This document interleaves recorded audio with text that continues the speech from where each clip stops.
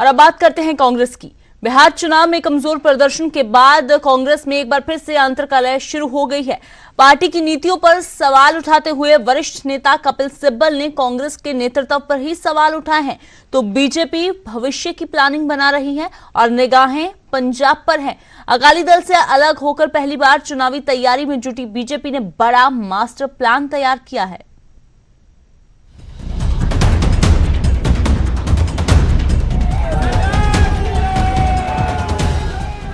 बिहार चुनाव के ताजा नतीजों के बाद की तस्वीर ये है कि मोदी मैजिक के सहारे भारतीय जनता पार्टी के हौसले बुलंद हैं और पार्टी अब उन सूबों में अपनी जमीन मजबूत करने की गणित बिड़ा रही है जहां अब तक कमल मुरझाया ही नजर आता था।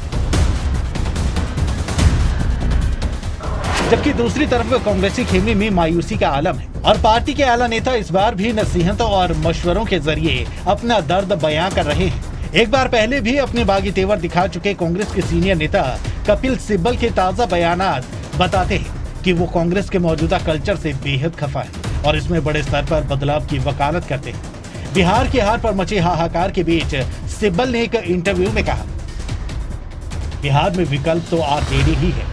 गुजरात उपचुनाव में हमें एक सीट नहीं मिली, लोकसभा चुनाव में भी यही हाल रहा था। उत्तर प्रदेश के उपचुनाव में कुछ सीटों पर कांग्रेस प्रत्याशियों को 2% से भी कम वोट आए। गुजरात में हमारे 3 प्रत्याशियों की जमानत जब्त हो गई, इसलिए दीवार पर इबारत लिखी हुई है। सिब्बल की इस फिक्र के साथ एक नाउम्मीदी भी नजर आई, जिसका जिक्र इसी इंटरव्यू में सिब्बल यूं करके बताते हैं, अगर 6 सालों में कांग्रेस ने आत्ममंथन नहीं किया तो अब इसकी उम्मीद कैसे करें। हमें कांग्रेस की कमजोरियां पता है, हमें पता है सांगठनिक तौर पर क्या समस्या है। मुझे लगता है कि इसका समाधान भी सबको पता है, कांग्रेस पार्टी भी जानती है, लेकिन वो इन समाधान को अपनाने से कतराते हैं। अगर वो ऐसा करते रहेंगे तो ग्राफ यूं ही गिरता रहेगा।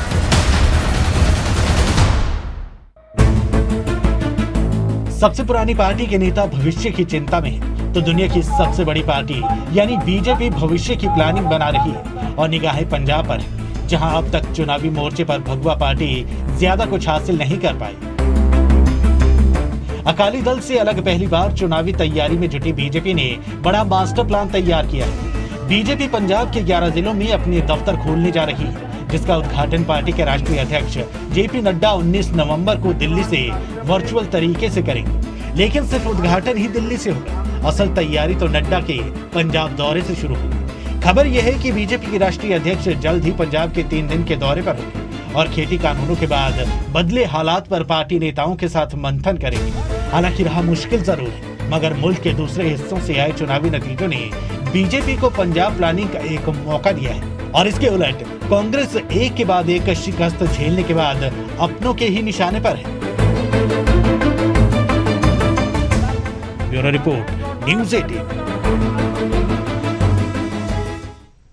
और अब बात करते हैं कृषि कानूनों की, जिनका विरोध लगातार जारी है। सिरसा के शहीद भगत सिंह स्टेडियम में बड़ी तादाद में किसान एकजुट हुए और सरकार के खिलाफ रोष प्रदर्शन किया। सैकड़ों ट्रैक्टर पर सवार होकर किसानों ने मार्च निकाला और सरकार के खिलाफ नारेबाजी की। किसान नेताओं का कहना है कि केंद्र के तीनों कृषि कानून को लेकर अब आम जनता में भी रोष है।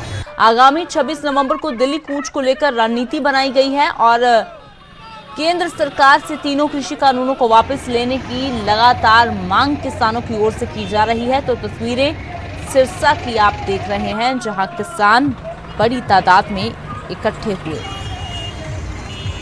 आज रोष प्रदर्शन निकाल रहे हैं। जो 3 काले कानून हैं, इसके खिलाफ जो देश के अंदर, पूरे देश के अंदर जो माहौल बना हुआ है कि ये जो 3 काले कानून आए हैं, किसानों में, आम जनता में इसके प्रति रोष है।